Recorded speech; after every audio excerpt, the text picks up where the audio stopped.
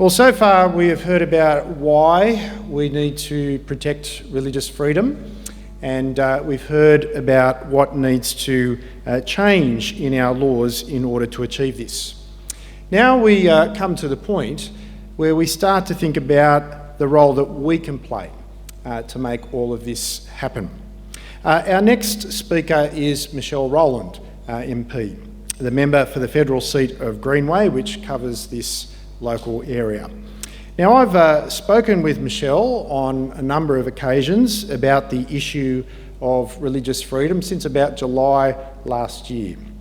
And to give credit where it is due, I can only sing Michelle's praises as I reflect upon our interactions.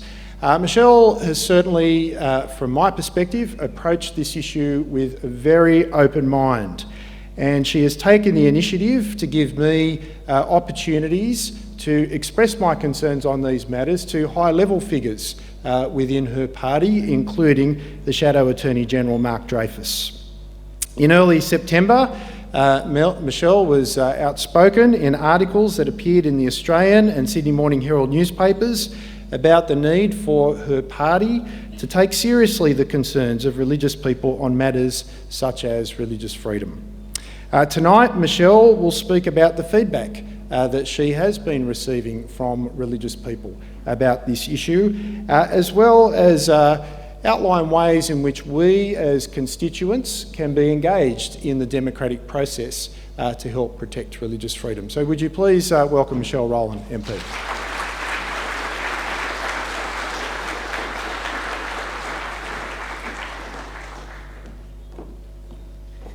Thank you very much, Mark, and the organisers and everyone for coming out here this evening. I've been thinking very deeply in the last couple of weeks about the topic that Mark has assigned to me, which is Help Me, Help You. And I have distilled this into what I think is four key, what I hope, practical areas where I think feedback can be given, but also ones that I think might provide a prism through which we can view this issue politically. I want to start by putting on the record very clearly where I stand, and that is that I support a positive right of religious freedom to be enshrined in legislation. In the absence of a Bill of Rights, and in particular considering what I believe are many legitimate concerns that people have raised with me over the past couple of years. Just to give you some feedback, people have told me that they have lived their lives the same way forever, and now they feel isolated by what is going on around them. The rise of secularism, not that the people think that laws are bad, but that they feel there is a deal. There is supposed to be a deal, a balancing of rights and opportunities. People are also, quite frankly, sick of having labels ascribed to them by other people. And I think it also comes down to a word that I have used publicly, and that is respect. That the diminishing of respect in our society is one of the key reasons why we need this. What will be contested, and Michael very eloquently articulated some of those issues, what will be contested is the form and scope of that legislation. So I want to get down to the four issues that I've identified. The first is the need to elevate the issue. I think it's very important that we recognise that there are some people who see this cause as a fringe issue, as offensive as that is. But I think what is necessary to be appreciated is the very valid fear that people have, and very real fear of a chilling impact on their way of life as a result of things they see going on around them. And it's at this point that, as I was saying to some of our friends here, really the first step in redemption is to give the mea culpa and to acknowledge one's mistakes. There were many reasons that Labor lost the last election which very few people thought we would lose. But clearly one of those, and this was no epiphany to me after the election, one of those was Labor's tone as a party, and attitude, and a culmination of a number of issues around that, which led to people who might normally vote Labor, might not, might be swinging voters, but they decided that they had a loss of confidence in us, and many of those people were people of faith. I did want to put on record, and I have said this previously too, one of the first things I did after the election, when I was contacted by our new leader, Anthony Albanese, who called me up asking for a vote, and I said, one thing you need to appreciate is that Western Sydney is a big place, and you should not see the people of Western Sydney as somehow being out of touch with us. We have been out of touch with them, particularly on this, on the issue of religious freedoms. And he expressed to me very clearly that he understood that. He was raised a Catholic, just as I was, and it's something that we definitely needed to address head on. And I think it is refreshing that we had, in the last couple of weeks, the campaign review release, which had a very specific section saying that Labor clearly lost the confidence of people of faith. So I guess the issue I seek to raise in this first case is that forums like this do a great justice to the cause by elevating the issue, because it means that I have ammunition to go into my caucus room or talk to my colleagues and say that clearly this is an issue of deep importance to people. If this was an issue of a gathering of 500 people who had really big concerns about live animal exports, for example, which many people do have as well, then that would be seen as a valid issue. It should be seen as a valid issue on its face, not with any judgment, and certainly with a great deal of respect. The second point I wanted to make is that I don't believe that this issue is actually going to be decided purely on party political lines, at least in terms of the two main political parties. You would know that there are individual senators and members of parliament on both sides of the chamber who are informed by their faith and also by their constituencies, and for me that comes down on both counts. Very much the focus in this debate, I believe, has been on Labor being in opposition and what Labor is going to do in response to the government. I would put to you that there are equally vastly divergent views within the government's own ranks on this issue. Some people who are vehemently opposed to this bill, and also many people who don't believe the bill goes far enough. I don't say that to make a political point. I make that point in order to demonstrate the very fact that this will be decided by individual members of Parliament. That's not to say that I don't know whether this will go to a conscience vote. Under the Liberal Party rules, every vote, as Michael pointed out, is theoretically a conscience vote in any case. But the bill that has been put, there actually hasn't been a bill put before the Parliament at the moment. It is an exposure draft. Now that will go through the normal caucus processes within both parties, but for my mind, one thing that has been very disappointing is that in the months that have passed, there has been no formal briefings given yet to members of the opposition from the government. I understand that that will be forthcoming. There's been a lot on the Attorney General's agenda, and I appreciate that. But I think it is very important to approach this, for a government to approach this, not from a party political perspective. I think this really needs to be approached as something on which individual MPs and senators will make up their minds. I think it's also important to note that because quite frankly, I think that there needs to be a lot more critical thinking done when it comes to exploring where this issue sits politically. I think I'm considered something of an outlier because I have been articulating my views quite openly, because I think there are probably two things that politics is short of at the moment, and that's honesty and some authenticity. So where I can insert that wherever I can, I think that's probably refreshing. I don't say that because I want to hold myself out as alone in that, but I want, the media doesn't always portray this in a way in which it can be critically examined by the public. So that's the second point. This is unlikely to be decided on party lines. The third point I wanted to make is understanding the political opportunities as well as limitations.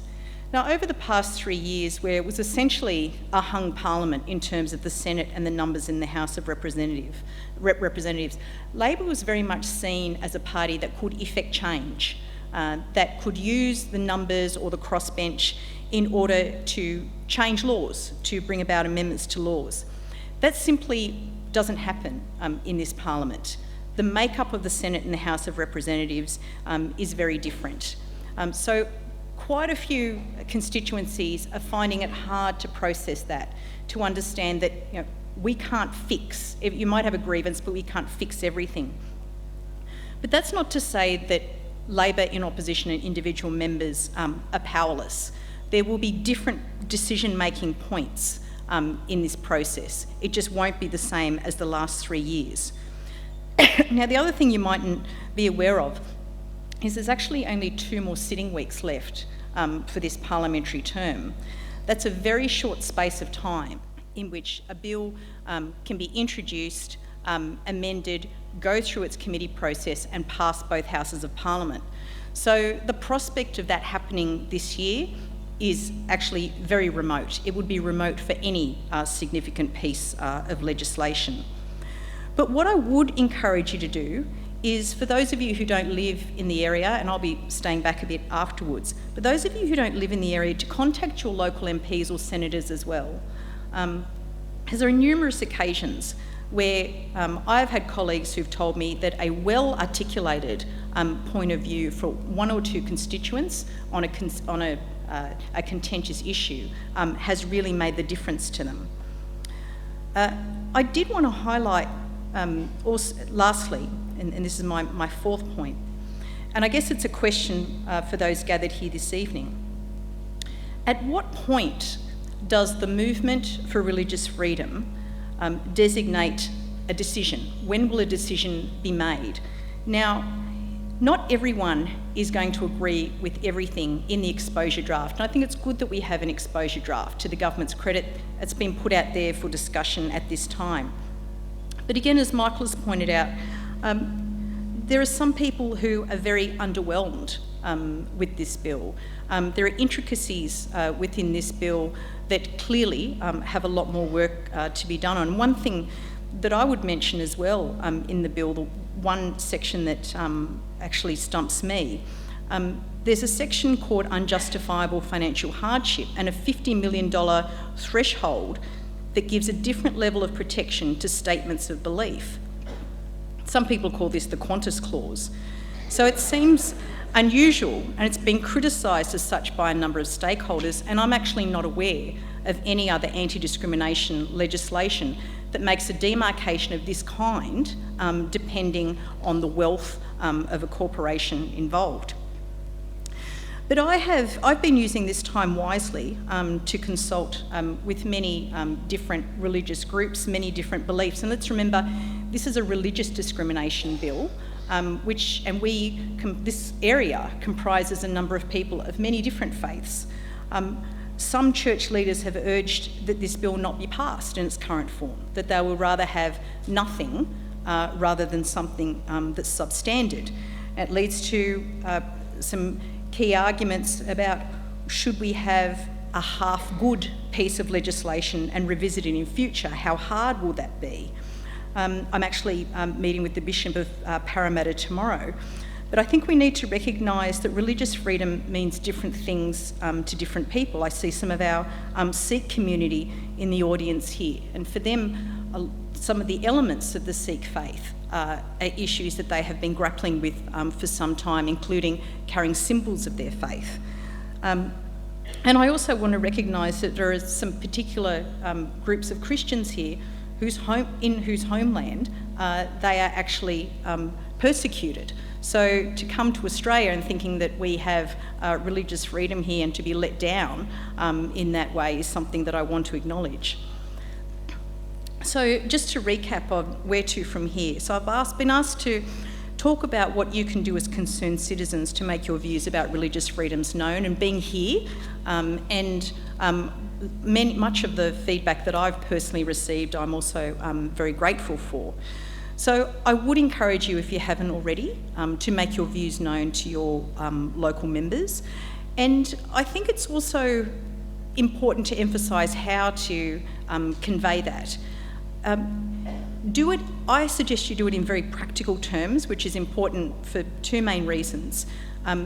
It creates the case for the legislation to actually exist, and there are, as I said, there's a divergence of views about whether or not it should exist. But it also allows MPs, because MPs unfortunately are victims of fake news as much as anyone else, to cut through the fake news and set the record straight. There are some individuals who thought the legislation did certain things because of false information circulated by some other individuals or groups. So I think it's very important to have those discussions about what it does and does not do. So I do want to emphasise that the government has said that it's going to be introduced in the final sitting fortnight. We haven't seen the bill, so there actually, as I said, there's no official party position. I've made my view known on the need to have a bill, and we'll work through that process through our shadow cabinet and our caucus. As I said, no one is 100% happy with the exposure draft, but on the other hand, to be fair to the government, that's one of the benefits of an exposure draft, because it gives us the opportunity to engage rather than telling people what to think. It gives politicians time to listen.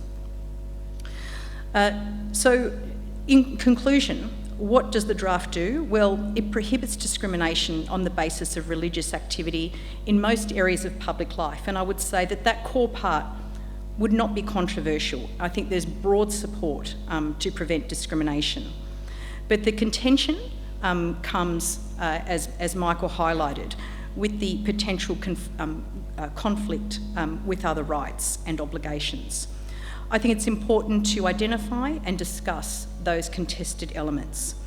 Now, one of the key questions is, can Parliament solve all of this? Can Parliament solve these problems? It's very hard to answer that, so I step back and approach that from another angle. Firstly, we haven't tried yet, and secondly, what is the counterfactual? And the counterfactual for me, doing nothing, is not an option. One of the other options is to have a piece of legislation where we let the cards fall, we see what courts and tribunals decide.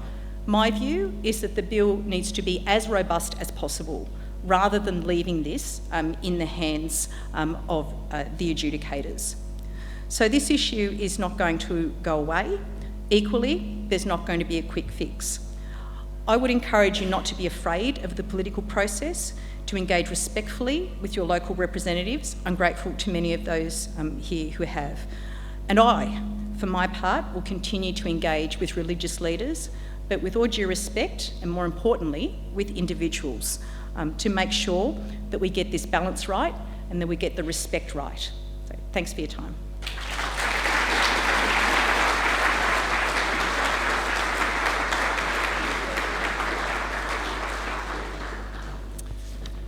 Thank you very much, Michelle. Michelle has also agreed to hang around until 9 o'clock if you want to come and approach her and ask her any questions. Just to also let you know that on the tables at the exits, there's a document by the Institute for Civil Society about the Religious Discrimination Act that you've been hearing about tonight. All the details you've been hearing about tonight might have sort of floated away. You can take that document and there'll be plenty of information there about the issues that could be better. And one of the ways of actually engaging in the political process, of expressing to politicians what your views are about particular matters, is through the signing of petitions. And Senator Concetta Fierravanti-Wells from the Liberal Party has put together a petition calling for a Religious Freedom Act. And we have copies of that on the tables as you exit. And if you haven't signed it already, as something a number of churches were encouraging their people to sign it, if you haven't signed it and you would like to express through this petition that you support a Religious Freedom Act, there's an opportunity to do that down the back as well. So where to from here?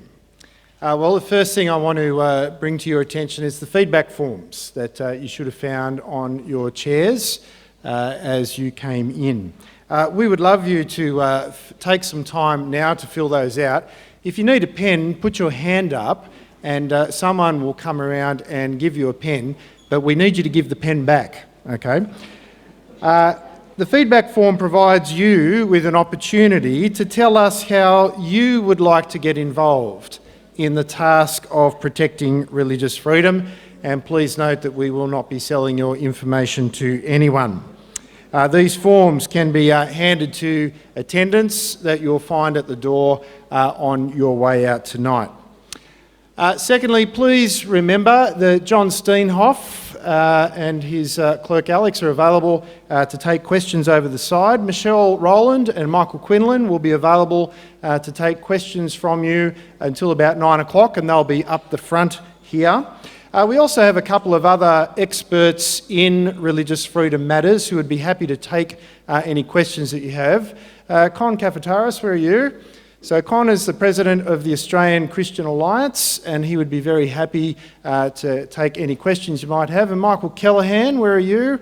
Down the back. So Michael works for Freedom for Faith, the Christian legal think tank that I mentioned before. He would be happy to take any questions as well.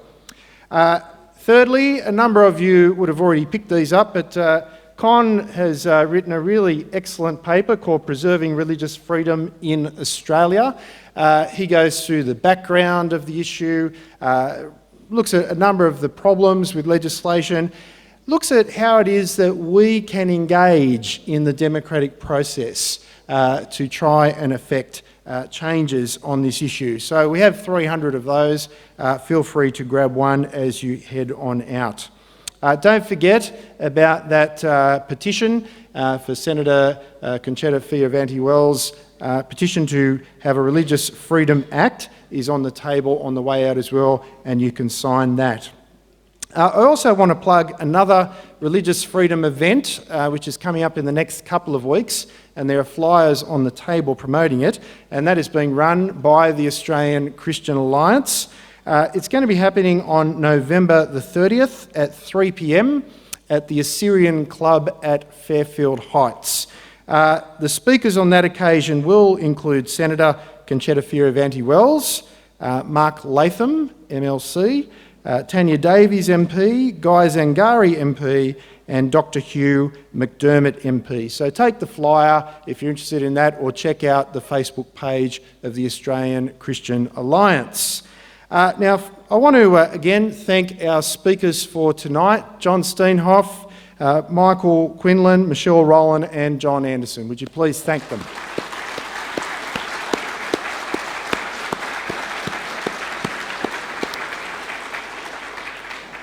And I want to thank a number of other people who have assisted in the organising and running of the night. I can't see it. Okay. The person who's just been talking to me has done a lot to organise tonight, so thank you to her, as well as to Norma Lee, Miranda Deal and Alec Bennett. I want to thank our welcomers for tonight, Roger and Sally Phelps, Dawn Sargent, Graham Roberts and Alison Tuff. Thank you to Chief Inspector Bob Fitzgerald down the back there, who is from Blacktown Police, who's been hanging around just to make sure everything runs nice and smoothly. And finally, a big thank you to every single one of you here. As Michelle indicated, one of the ways in which we elevate this issue is by turning up to forums such as this. It gives Michelle ammunition to be able to go back to Canberra and to say, I had 500 odd people in the Bowman Hall tonight who are all very concerned about religious freedom and the need for us to act upon it properly. So thank you very much for being here tonight.